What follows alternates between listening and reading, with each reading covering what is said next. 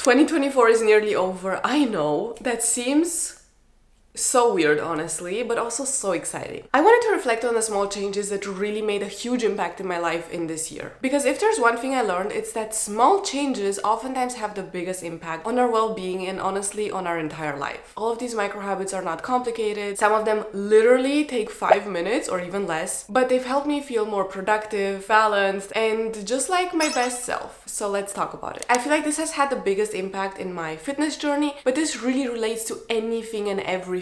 Studying, working, any type of healthy habit like reading. I used to feel so bad if I would miss a week in the gym or even just a few days. For instance, I would get sick and then I would think, all my progress is gone, what am I doing? I'm gonna start from zero. But that is not true. And oftentimes that mindset actually led me to being inconsistent. What we need to realize is that consistency means seeing the bigger picture. It means seeing your fitness journey or your healthy habits in the course of a year. And it does not matter if a few weeks out of that you didn't do something. That time feels like so much in the moment, but it's actually nothing. Maybe you can hear it. Right now I'm recovering from a cold. I haven't been to the gym in at least a week. And honestly, this is the first time I'm truly enjoying just taking a break. If I look back on the whole year, there were months, I had 3 months where I was training 7 to 8 times a week because I was training for a half marathon.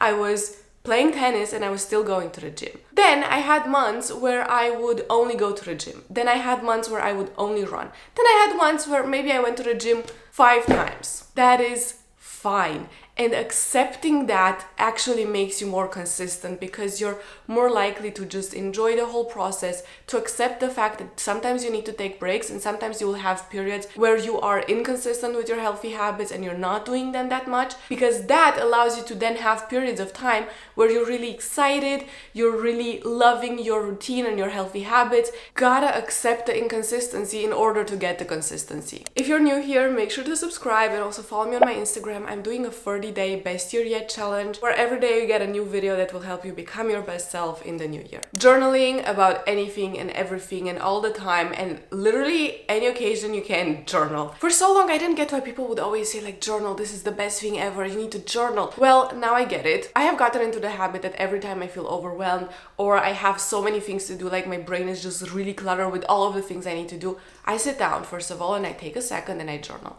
And that has been absolutely life-changing because sometimes you just need to get out of your own head. Genuinely, all you need to do is to just write down things, write down how you feel. It doesn't need to be pretty, it doesn't need to be grammatically correct, even like don't pressure yourself to have this perfect journal entry. Literally just write down what you are thinking in the moment, what you are feeling in the moment. Put your thoughts onto paper because that's what it is all about. And afterwards you will always feel so much clearer. The best thing is you can sleep on it. Give yourself some time to breathe, to relax, to rest, and then revisit those feelings the next day or the next week. Because in the latest, at that point, you will get your clarity. You will realize what has been going wrong. You will realize that maybe you had to learn something. You will realize that you just maybe had to experience those things in order to come to a conclusion that will help you move on. Also, oftentimes when I read old journal entries, I think to myself, like, damn, I was so bothered by that thing back then and now I cannot even remember it. It has no importance in my life right now. But yes, I had to go through that thing and it felt absolutely tragic in the moment, but in the bigger picture, it was not that bad. It was genuinely not that deep. And what can I learn from that going forward is that sometimes things feel really bad and really dramatic in the moment, but all they do is actually teach you things. They are just things you need to go through in order to get to somewhere better. And then you might also realize that there were so many things you thought in the moment, these are impossible to get over, but then you got over them, and if you did it once, you can do it again. Keeping a water bottle next to me at all times, and yes, it helps that it is very aesthetic. Hydration is self-care. You need water for your skin, for your mental clarity, for your well-being, honestly. I think we all know we need to hydrate, but also so many of us forget to drink on a daily basis. And like, what are you doing? I mean, how do you want to be productive? And how do you want to do 10,000 things and be your best self and show up as her and blah, blah, blah, if you're not even drinking water? If you're not doing this, then like, how are you surviving, honestly? This is something I've been doing more recently, and I've had a time limit of 20 minutes for a while now for Instagram and TikTok. And yes, oftentimes I go over that time limit and I click the remind me in 15 minutes thing.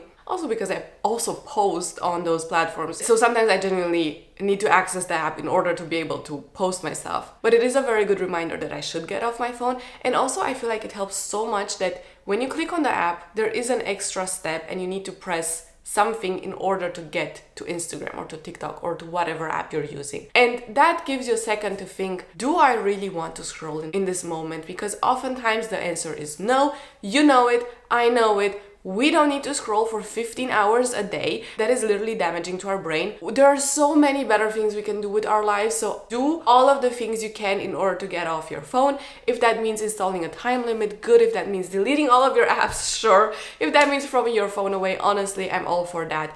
Yes, I'm a type A person. Me and my calendar are besties. I do not know what I would do without my calendar. I mean, no, I know. I would do probably nothing because honestly, I need my calendar. But the thing is, oftentimes there are so many things I want to do and I really get excited about them and I want to work towards them. And then I just schedule my calendar all full with stuff that I need to do. But then I forget, I also need to take care of myself.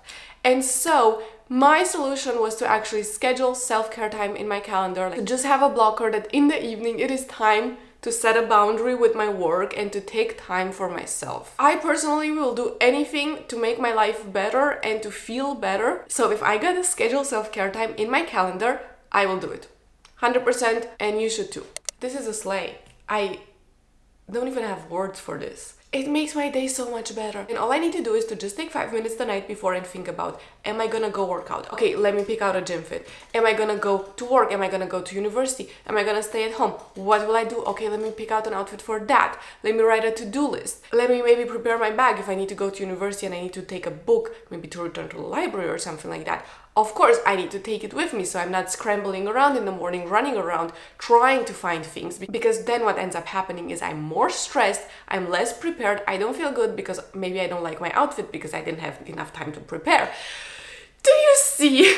You just have a choice of choosing to prepare or choosing to not prepare, and that choice determines if it's gonna be a positive feedback loop or a negative feedback loop. And guess which one I'm choosing? Whenever I get home in the evening, instead of just immediately laying down, which is honestly the thing I usually want to do, I will do one thing. Maybe taking the trash out. Maybe clearing out the countertop, wiping it down. Maybe washing some laundry. It doesn't matter what it is. I do one thing before I even get comfortable. Because this requires way less effort than if you get home, you chill, and then you constantly think about the fact that you need to still clean and you need to still wash your clothes and you need to still organize some things. If you just do it the second you get home, it is out of your mind, out of sight, you have a cleaner space, and then you can just relax your whole evening. I will admit that I am a bad texter. I think at all times I have a crazy amount, I don't even want to check, I have a crazy amount of chats that I have not even opened or answered to, and I always say I will later, but then I never do.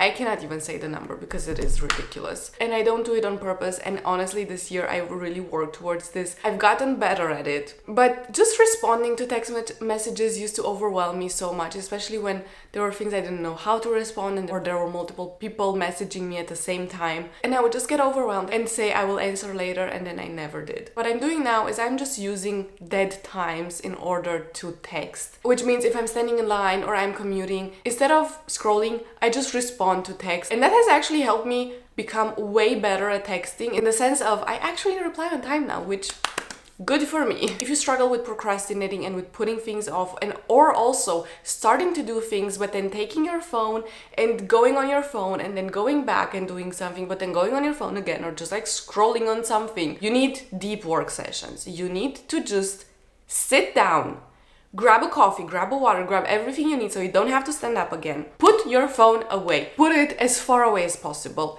Sit down. Put on some lo-fi music, put on some classical music, put on whatever type of music you want, but not with text, not something you will sing along to. And work without interruptions, just focusing on one task. And what will happen is you will finish the task that would normally take you 3 hours because you constantly get interrupted and you're constantly scrolling and you're constantly doing random stuff in the middle of it. Instead of taking 3 hours to do that, it will take you 1 hour. And then you have 2 hours to do whatever you want. If I think about how I used to do things 2 years ago, it would take me so long to do the most basic things. It would take me so long for nothing. I would have never been able to do the amount of things I'm doing now with that working strategy I had back then. I need to do deep work sessions in order to be able to go through all of my to-dos. And let me tell you the best part, honestly, they are really fun because if you're concentrated for a long enough time, you get into a flow. And in that flow, the task you are doing doesn't feel difficult anymore. It just feels effortless. You are just doing it and you are enjoying it, and it's just easy. A lot of people start working out in order to look good, and I get it. I feel it's totally normal to want to have your dream body, and I think everyone should try to work towards their dream body, but working out ultimately helps you feel better. It helps you feel better mentally, it helps you feel better physically, it makes you stronger, again, both mentally and physically. It helps you be more confident, more resilient, it builds discipline. And the good thing is, when you work out to feel good, you're also experimenting with things. This year, I've started running. I ran a half marathon. I played tennis. I kind of dropped this approach of just going to the gym and only doing the typical things that I would always used to do and only working out for looking good. It has had a huge impact on how much I enjoy my workouts and how much I enjoy my routine. I've loved having a variety of workouts. Working out is so much more enjoyable when you're having fun with it and you're doing it in order to feel good and not to just look good. One of my favorite trends on TikTok this year was underconsumption, and it is such an important topic. I've genuinely realized how often I just used to buy things because I wanted to buy them in the moment. But then after a while, I didn't need them. I wasn't using them. I didn't actually want those things. I just wanted them in the moment. And this year I've gotten way more mindful with how I consume things, how I buy things. I'm really thinking about buying things that will last me a long time, that I will wear for a while, that I will use for a while. Not just things that are trendy in the moment, not just things that are nice to have, but things that I actually truly want. And this leads me to the last point. You need to declutter your closet every now and then. I usually film my closet decluttering videos and then I never post them. I usually do 2 closet declutterings every year, and every time I end up with bags of stuff that I will donate or I will sell. So if you haven't decluttered yet this year, take this as your sign. The year is not over yet. You can still do it, and just get rid of some clothes you're not wearing anymore. Get rid of things that don't work anymore, like clothes that are not in a good condition that you will never wear again. Don't need 30 stay-at-home t-shirts. And also, you don't need that top that you've been saying, well, I will wear this at some point. You've been saying that for 3.5 years. It's time to get rid of it. Big transformations often start with really small steps. Here's to having an amazing year in 2025. I'll see you in my next video. Bye bye.